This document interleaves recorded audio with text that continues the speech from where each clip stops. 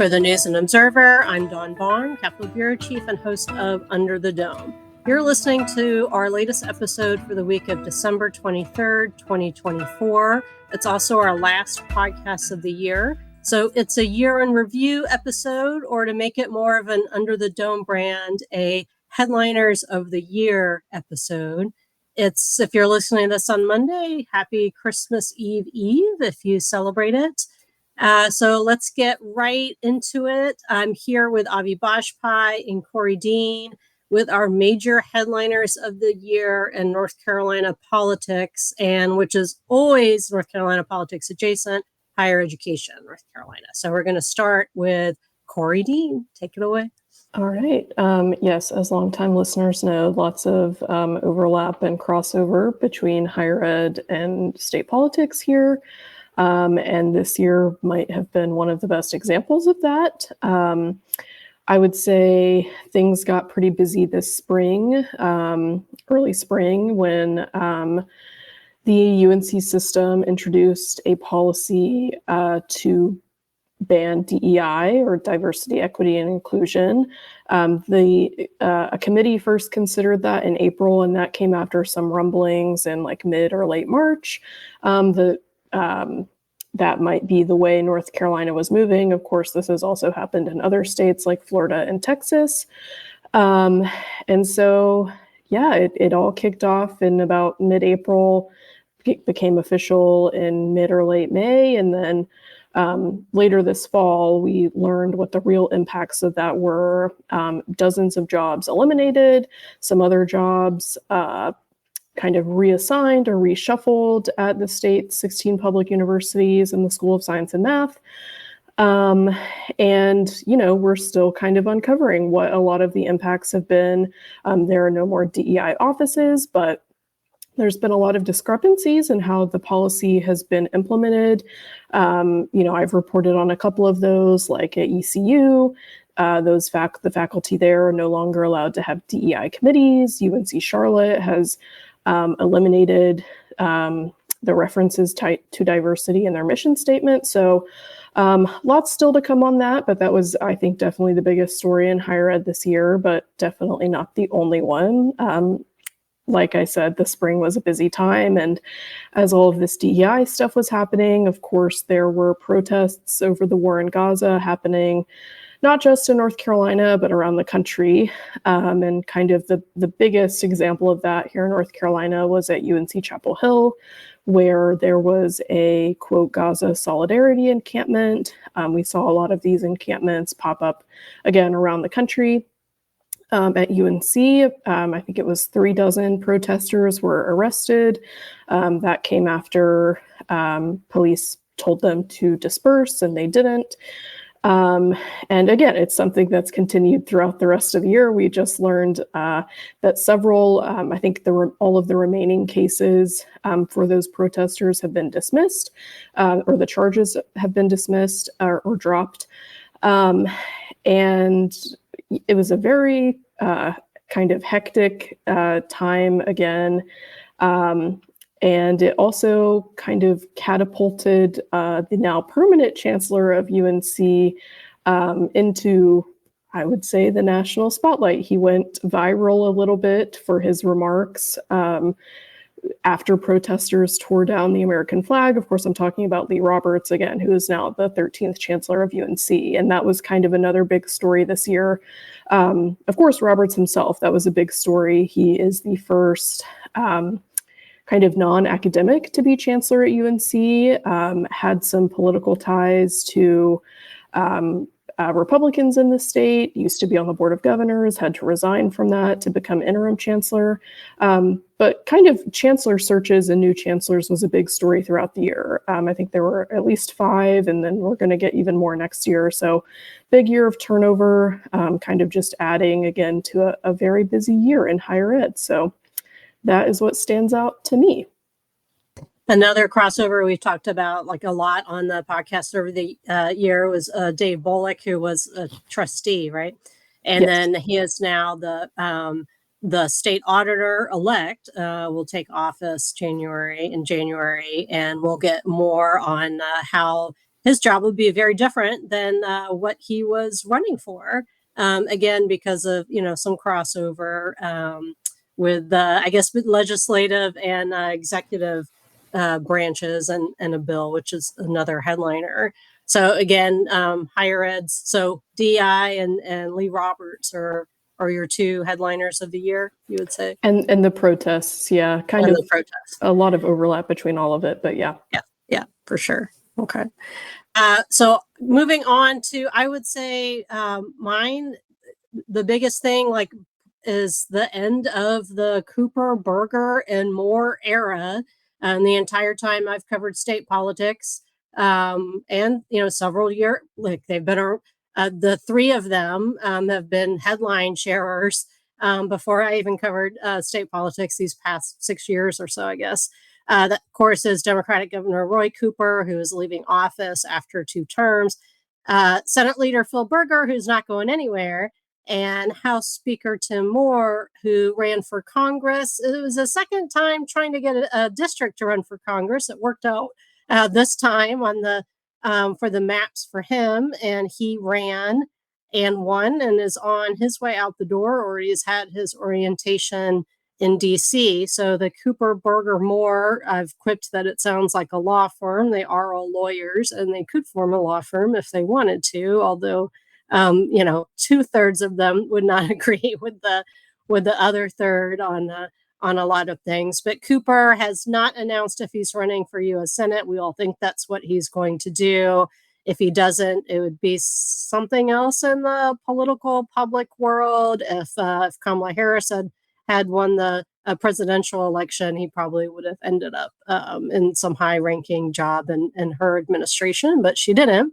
So it looks like he's probably running for Senate, but it's the end of the Cooper leading the executive branch era. Moore will be in the news still, of course, in D.C. in a different way. Our D.C.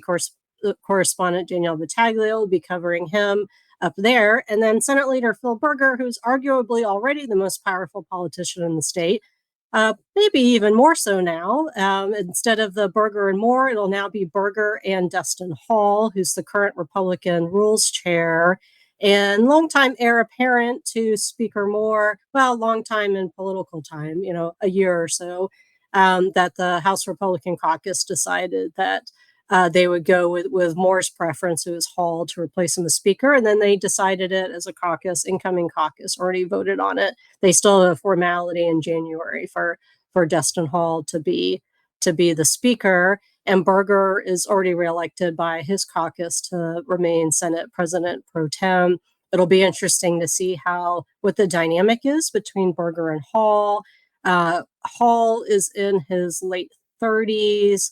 Moore, I believe, is in his mid-50s, so there's a bit of a change dynamic-wise. I'm not sure how old Berger is. I think he's in his 60s.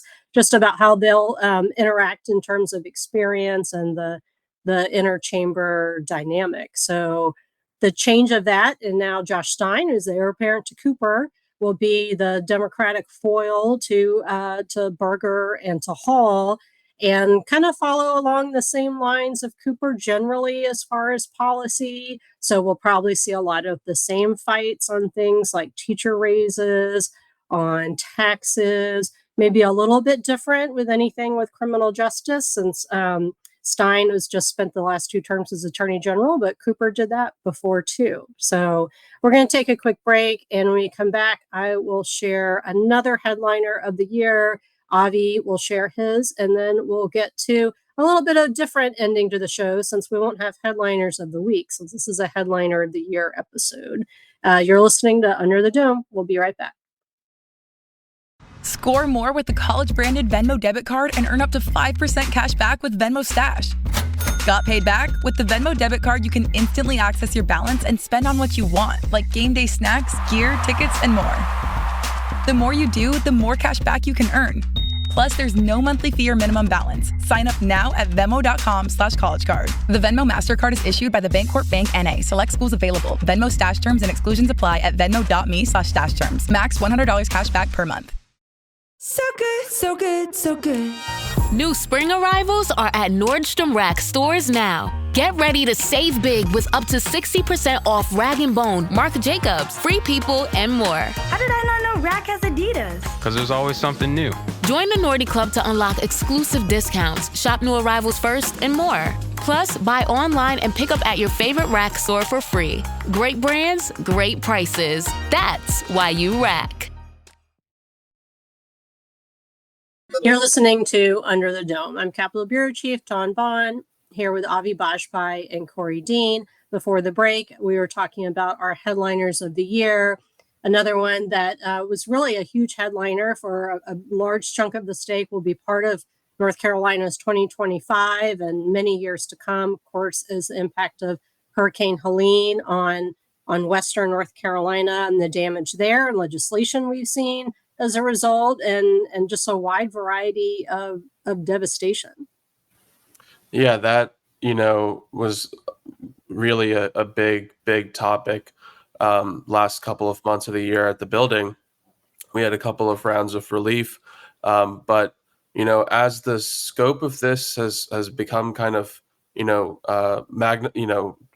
officials have tried to figure out the true scope of the damage and the cost it's going to be. We've also seen some tensions within parties within the Republican caucus, for example, just recently. So definitely a big issue going into next year. Yeah, I would say from a higher ed perspective, I mean, certainly, most recently in the past couple of weeks, we've seen a lot of that tension. We've seen criticisms that the legislature isn't providing as much relief as people would like, or the types of relief that people would like. But, at UNC Asheville, there will be free tuition waivers next semester as part of one of the relief packages. It really shut UNC Asheville down for pretty much the whole fall semester. They went online. The other schools were able to open back up within about 3 or 4 weeks, which is still a long time to be away. But yeah, just a lot of interesting dynamics there about relief and who got what and how much. So we'll be talking about this for a long time to come. Avi, what are your headliners of the year? Yeah, so I'm going to start with immigration and ICE cooperation specifically.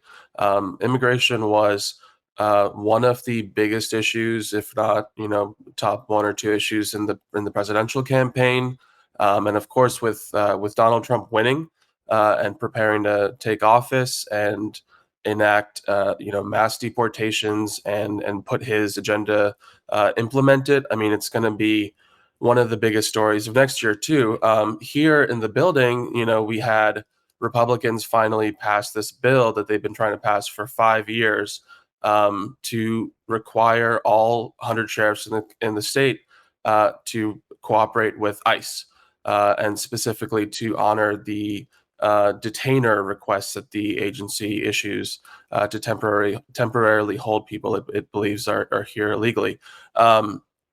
This bill had been vetoed by Governor Cooper twice before, and at the start of this year, it wasn't 100% clear when and how this bill would move forward. It had been stuck in the Senate for several months, and then it moved in the Senate, but it was amended. It went back to the House.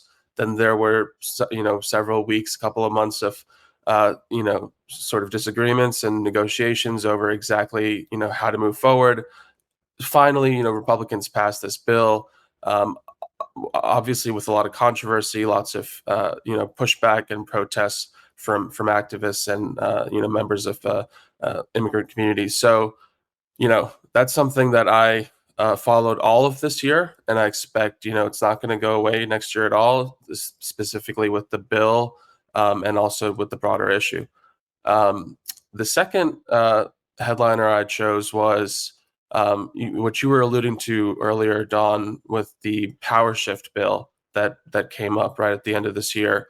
And you were talking about the incoming auditor, Dave Bullock, and the changes that are in store to the state elections board. But also there are some big changes in this bill in this law rather, to the powers of the Attorney General. And that's also been an issue that, has been, there's been frequent sort of conflict between the heads of the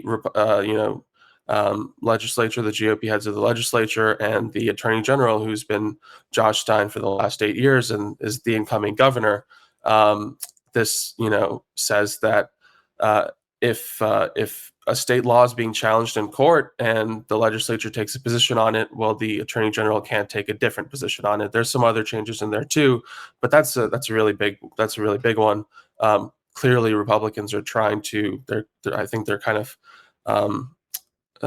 wanting to avoid any future litigation on the laws they pass, and then having a situation where there's a different position being taken by the AG. So that's a really good one. Who will be Jeff Jackson, currently a member of Congress. Yeah. And then I'd say for my third headliner, again, an issue that is interesting. When you look at party dynamics and relations in the caucuses, the Democratic and Republican caucuses, but this issue of swing voters, lawmakers who at times break ranks with their party and vote with the other side. This has mostly been an issue to watch with Democrats, of course, because Republicans control the legislature. But as I was mentioning earlier, we had a glimpse of this with the latest power shift bill that had some additional funding for Helene relief, because you had these 3 Western North Carolina House Republicans who initially voted no. So anyways, looking at some Republicans, and then of course we have a group of Democrats who we've been monitoring. We'll definitely be monitoring them next year as well. So that was my third headliner. All right. So because this has been the Headliner of the Year episode, instead of ending the show, the Headliner of the Week, we're going to do our legislative building moments of the year. For all the insiders that listen to this, we know there's like hundreds, thousands of you guys who or pay attention to these details too, because you come up to me and tell me about it. So we welcome all of your feedback about the podcast whenever you see us or talk to us. Avi, let's start with you. What's your legislative building moment of 2024? Yeah, I'm going to go back to the first day of session this year, of the short session, just to kind of generally really positive feeling in the building. Everyone kind of excited to be back. Lawmakers, reporters in the press corps, staff, building staff, basically everyone back after a long break. And of course, it was really nice to have our full team there, including Korie. Korie was there as well. And, our fantastic colleague on our photo team, Ethan Hyman, he was there, and he was gracious enough to take some team photos. So really rounding out the kind of first day of school feeling. So yeah, that was my moment of the year. I quipped when we were talking about this that we should have printed out the photo and sent it to Speaker Moore as a send-off, since he won't get the pleasure of our company anymore in all those gaggles. Korie, what about you at the legislature? Yeah, I wasn't at the building as much as I thought I would have been this session. We weren't sure kind of at the outset whether the legislature was going to tackle DEI, but as we know, the Board of Governors ended up doing that. But I was there a few times at the beginning for that first day of school photo and some other times. So it can be some long days, but yeah, always enjoy being there with the press corps and my News and Observer colleagues. Well, that's a good segue to what breaks up the long days, are eating cafeteria and snack bar food and noticing every tiny little change in the building, like the colorful plants that they added to the fountains in the, I guess, rotunda, if you want to call it that, between the chambers. I actually saw those colorful plants in the wild, at the lawn and garden store, and was like, hey, I know those. They're from the legislative building. I don't remember what they're called. Anyway, my moment is the seasoning salt and the return of seasoning salt in the snack bar. It was gone, and then it's back. You're welcome, everybody, for some fresh seasoning salt, because you don't want to know how old that old supply was. But with that, just to make a, an on the nose joke, season's greetings, everybody. For the News and Observer, I'm Dawn Vaughan with Korie Dean, Navi Bajpai. Thanks for listening, and we'll see you in 2025. For more from our politics team, subscribe to the News and Observer at newsobserver.com/subscribe. Follow us on Twitter at Under the Dome and NC Insider, and sign up for our weekly political newsletter, also called Under the Dome, at newsobserver.com/newsletters. Thanks for listening.